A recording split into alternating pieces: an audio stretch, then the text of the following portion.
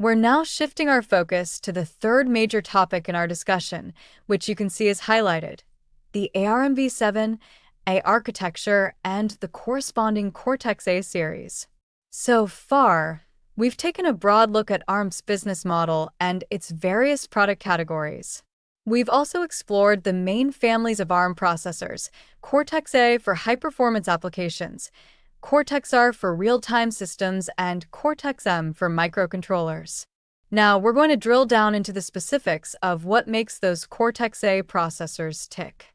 This is a really crucial area because this architecture is the foundation for the processors found in countless smartphones, tablets, and other advanced consumer electronics.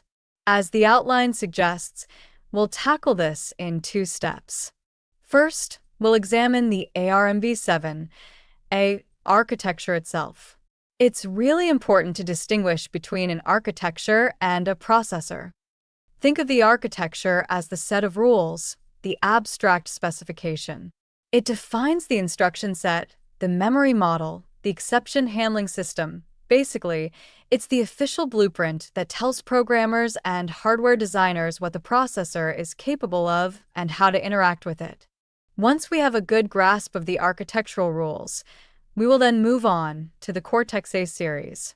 These are the actual processor implementations, the specific designs that are built to follow the ARMv7-A architectural blueprint. We'll see how different processors in this series offer different trade-offs between performance, power consumption, and features, all while adhering to the same fundamental architecture. This understanding will then lead us nicely into our final section, where we'll look at a very specific and popular example: the ARM Cortex-A9 processor. This page clarifies a really fundamental concept: the difference between an ARM architecture and an ARM processor. It's a bit like the difference between a recipe and the actual cake you bake from it. First, let's look at ARM architecture. You should think of this as the recipe or the blueprint. It's an abstract set of rules and specifications that define what a processor is capable of and how a programmer can interact with it. It describes the instruction set, the commands the CPU understands, the programmer's model, which includes the registers you can use, the exception model for handling errors, and the memory map. If you need the ultimate rulebook for how ARM works at this level, you would read the Architecture Reference Manual. Now, what is an ARM processor? This is the actual cake you baked. It's the physical silicon chip, a concrete product that is developed using one of those ARM architectures. This means that for a single architecture like ARMv7, ARM and its partners can create many different processors. Each one might be optimized for different goals, some for high performance, others for low power consumption, or perhaps for low cost. These specific processors have their own detailed documentation called a Technical Reference Manual, which includes implementation-specific details like timing information. The diagram at the bottom of the page beautifully illustrates this relationship. It's like a family tree that shows how the architectures have evolved and which processors belong to which architectural family. On the left, we see the older architectures like ARMv4, V5, and V6, which had a more linear evolution, leading to classic processors like the ARM7-TDMI and ARM926EJ-S. When we get to ARMv6, you can see things start to branch out. ARM realized that different markets have different needs. So, a new branch appears, the ARMv6-M profile. The M stands for microcontroller, and this profile was created specifically for small, low-cost, embedded devices. This concept of specialized profiles really takes off with ARMv7, which splits into three distinct families. This is a very important point to understand. First, there's ARMv7-A. The stands for application. These are the high-performance cores designed to run rich, complex operating systems like Android, iOS, or Windows. They are the brains in your smartphone, tablet, or digital TV. The Cortex-A9 is a great example from this family. Next is ARMv7-R.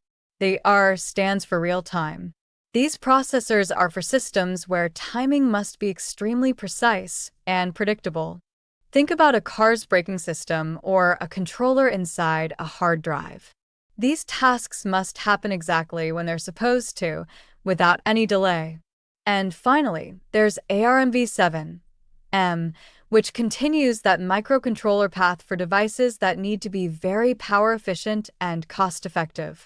The evolution continues to ARMv8, which marked a major milestone by introducing 64-bit computing with its ARMv8, a profile which is what powers most modern high-end devices.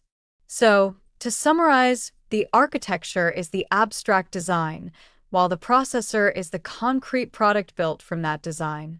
Understanding this distinction is key to seeing how ARM can provide solutions for so many different types of electronic devices. This diagram gives us a great visual summary of how the ARM architecture has evolved over time. You can think of it like building with Lego bricks. Each new version adds new features and capabilities on top of the previous one. Let's walk through it from left to right. We start with ARMv5. It introduced features like Giselle, which was designed to speed up the execution of Java code, and VFPv2, which stands for Vector Floating Point Version 2. This was an early version of hardware for handling complex mathematical calculations involving decimal numbers, which are crucial for graphics and scientific applications. Next comes ARMv6. This version added some really important features. We see SIMD, which stands for Single Instruction, Multiple Data. This is a powerful concept where a single instruction can perform the same operation on multiple pieces of data simultaneously. Imagine you need to brighten every pixel in an image. SIMD lets you do that to a whole group of pixels at once, instead of one by one, which is much faster for multimedia tasks. ARMv6 also introduced Trust Zone, a fundamental security technology that we'll discuss more later. It effectively creates two separate worlds inside the processor, a secure world for sensitive operations like payments and a normal world for everything else. Finally, it brought in the Thumb-2 instruction set, a major improvement that mixes both 16-bit and 32-bit instructions to give a great balance between code size and performance. Moving on to ARMv7-A/R, this architecture builds on ARMv6. You can see it inherits all the previous features and adds more. The big additions here are Neon and updated VFP units, V3/V4. Neon is essentially an advanced, more powerful version of SIMD.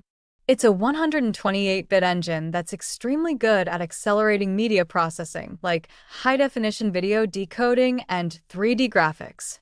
ARMv7 defines the instruction sets that become what we call ARCH32.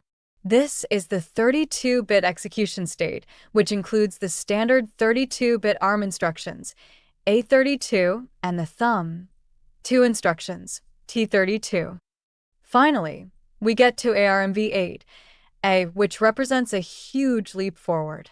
The most significant change is the introduction of a 64-bit architecture. This is called ARCH64, and it uses a new 64-bit instruction set, the A64ISA. This allows processors to access vastly more memory and process larger chunks of data, which is essential for modern high-performance computing. But what about all the 32-bit apps and software? ARMv8-A is very clever about this. As the orange box highlights, a key feature is its compatibility with ARMv7-A. An ARMv8, a processor can also run in a 32-bit mode called ARCH32, which is essentially the ARMv7-A architecture we just discussed. This backward compatibility is crucial because it means a new 64-bit smartphone can still run all the old 32-bit apps perfectly. You'll also notice the crypto block on top of ARMv8-A. This indicates the addition of cryptographic extensions, special instructions to accelerate encryption and decryption, making security operations much faster and more efficient. So, ARMv7-A isn't just about being 64-bit. It's a comprehensive architecture that provides high performance, security, and backward compatibility. This page serves as a very practical reference guide, almost like a cheat sheet. It directly answers the question at the top: which architecture is my processor? We've already discussed that there's a difference between a processor, which is the physical piece of silicon, and an architecture, which is the abstract set of rules and instructions it follows. This table is the bridge that connects the two. On the left, you have the processor core, which is the specific name of the processor family, like ARMv7-TDMI or Cortex-A9. On the right, you have the architecture, which is the version of the ARM specification that the processor implements, for example, V4T or V7-A. Let's look at how this works. If we start with the older processor families, you can see that both the ARM7-TDMI and ARM9-TDMI families are based on the V4T architecture. Moving on, the ARM11 family is based on the V6 architecture, with some minor variations noted like V6T2 and V6E. This shows that a single architecture can be the foundation for multiple processor designs. Now, let's focus on the more modern Cortex family, which is divided into the A, R, and M profiles we saw earlier. This is where the table becomes extremely useful for current development. For the Cortex-A series, the application processors, you can see that cores like the Cortex-A5, A7, A9, and A15 all implement the V7-A architecture. The table even gives us a hint about its features, mentioning security and virtualization extensions. When you get to the Cortex-A53 and A57, you see a jump to the V8-A architecture. What's the biggest deal about V8-A? The table tells us it's 64-bit. This is a crucial piece of information. If we look at the Cortex-R series for real-time applications like the R4 and R5, they are based on the V7-R architecture. And for the Cortex-M series, the microcontrollers, you'll find they are based on either the V7-M or the older V6-M architecture. Notice the extra detail for V6-M. It's based on 16-bit thumb. This immediately tells you that these cores, like the Cortex-M0, are optimized for very high code density and low power, which is exactly what you want in a microcontroller.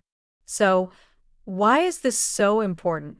As a developer, especially if you're working with low-level code like assembly or building an operating system, you program for the architecture, not for a single processor.